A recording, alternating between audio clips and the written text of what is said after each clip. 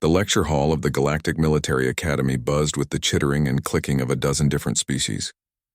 Nehal, a young Zephyrian with iridescent blue scales, sat beside her study partner Adnan, a reptilian Korthak whose amber eyes gleamed with curiosity. Professor Vextar, an ancient crystalline being, projected holographic images of various species across the chamber. Today we discuss the most controversial ban in galactic military history, Vextar announced, his crystalline form resonating with harmonic tones. The human species, designation Sol 3, remains the only sentient race permanently barred from participating in galactic warfare. Nehal's fins fluttered with interest. She had heard whispers about humans in the academy corridors, but never the full story. Beside her, Adnan's clawed hands took careful notes on his datapad. "Professor," called out Zixaral, a multi-armed hegemony student. "Surely it's because they're primitive? Their technology is centuries behind ours." Vextar's form dimmed, the crystalline equivalent of a chuckle, an understandable assumption but incorrect. "Observe."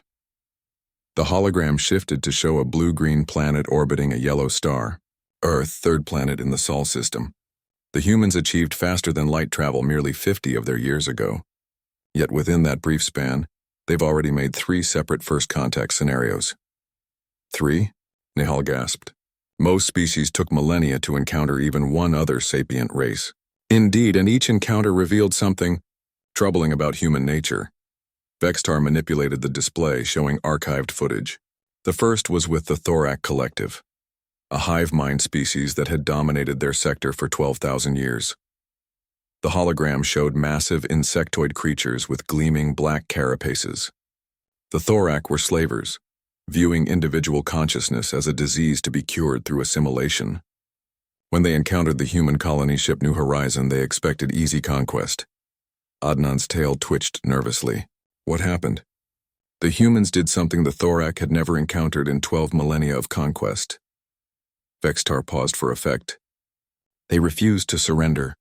Not just the military, every human from their youngest capable of holding a weapon to their eldest. When the Thorak landed ground forces expecting submission, they found something they had no experience with, a species that would rather die than be enslaved. The hologram showed chaotic battle scenes, humans using improvised weapons, fighting from positions they knew were hopeless, never retreating. But surely they were overwhelmed. Nehal whispered. The Thorak's first assault failed. Their second failed. By the third, something unprecedented occurred. Individual Thorak drones began questioning their orders. The concept of dying for individual freedom was so alien to them, yet so infectious, that their hive mind began fragmenting. Gasps echoed throughout the chamber. Every student knew the Thorak Collective still existed, but as a peaceful trading confederation rather than conquerors. The humans didn't just defeat the Thorak, Vextar continued. They accidentally liberated them from their own hive mind through example alone. Zixaral raised multiple arms. But that sounds like they were heroes. Why ban them? The professor's form brightened ominously, because of what happened next. The human's second contact was with the ethereal consortium, energy beings who viewed physical life as inferior. The ethereals attacked human settlements with weapons that dissolved matter at the quantum level. New holographic scenes appeared, cities vanishing into sparkling dust, humans fleeing impossible energy weapons. The humans studied the attacks for exactly 72 of their hours. Then they did something that still haunts the consortium. Vextar's tone grew somber. They built weapons specifically designed to disrupt energy-based life forms. Not stun weapons, not containment devices. Weapons designed to murder beings of pure energy. The chamber fell silent. Energy beings were considered immortal by most species. In 48 hours of warfare, the humans committed what can only be described as genocide against a species that had existed for millions of years.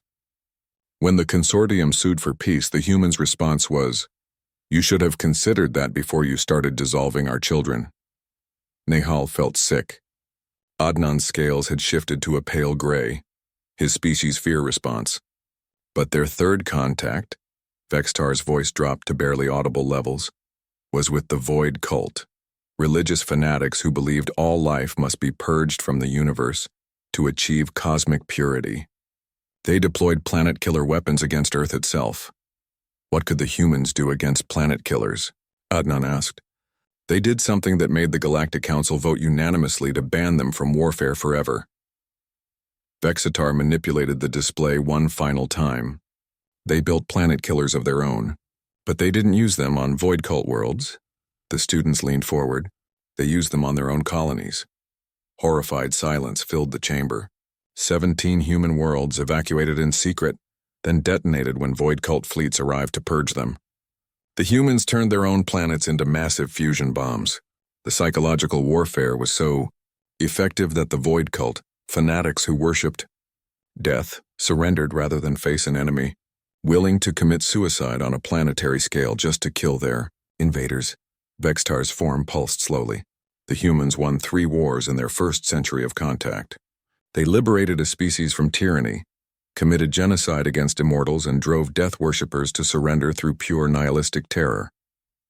So they were banned because they're too violent? Nihal managed to ask. No, Vexitar replied.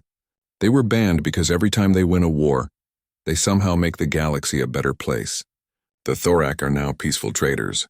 The ethereal consortium became reclusive but no longer attacks physical species. The void cult disbanded entirely and became philosophers studying the meaning of existence. The professor's final words resonated through the chamber. Humans don't just win wars, they end them permanently. That level of transformative victory is too dangerous to unleash in conflicts that might be resolved through traditional means. The galaxy fears not human aggression, but human resolution. As students filed out, discussing the revelations in hushed tones, Nihal turned to Adnan. Do you think they'll ever be allowed to fight again? Adnan's amber eyes reflected deep thought. I hope not, and I hope we never give them reason to want to. Outside the academy windows, stars twinkled peacefully across the galaxy. A peace maintained by keeping humanity's terrifying compassion safely contained to their own corner of space.